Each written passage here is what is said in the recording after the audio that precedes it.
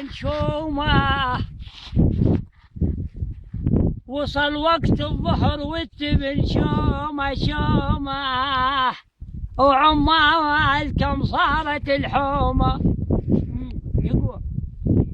يا بنحمل طعام، نحمل طعام البيت رزاق، وابن مجيد ويانا رفع شوفه يا عمي حاصد بقاعه ويشوف الناس شو حملت بناته. ستوته تحمل من نزلنا اليوم لكن ما عرفناها.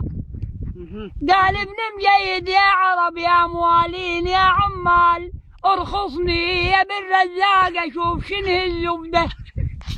لقد استلل ابن مجيد على تلك الرهاب، اخذ جرف البذل يمشي وبيداي يشوف الناس شو حملت بشلاي. واذا انسحبت الستوته وين قاعد لها؟ خات لها بنت ابن مجيد. قال له ويحك، قال له منين حملت؟ قال له من هاي القاع. قال له انفض. صارت مشكله فزعوا لها يا بيت رزاق.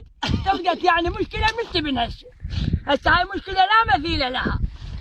هسه احنا نشوف الغلام الى رد لينا، الغلام لا يذلب ستله داخلين برا خاف يفلش راسه بحجاره سواء عوشجه.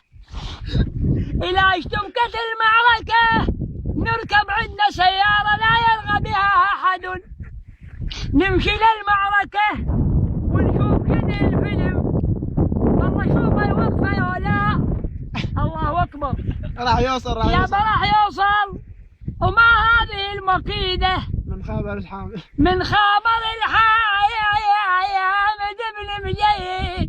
حامد بن الحصلي يا الظهر، وقت الظهر هذا. حامل ساق الريح كلام ابن مجيد في مسامعه.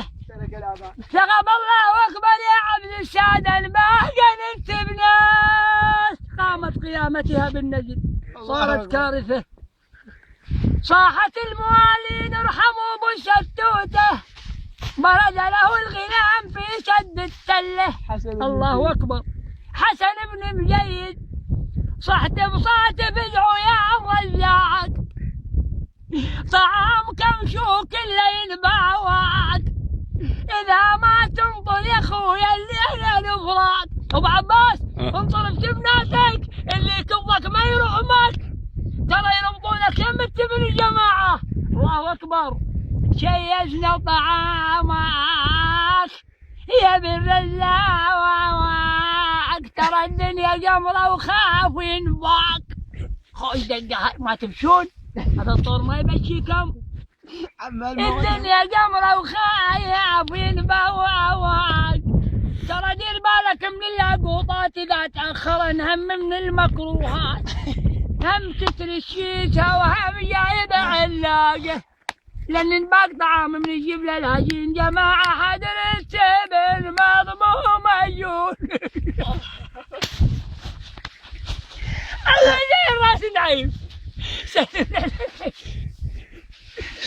يجوني يا مالك وشدالها مضمومه حدر التبن وفقد الجلمه لا يموت. سد المقطع سد، خلينا نحمل الطعامات.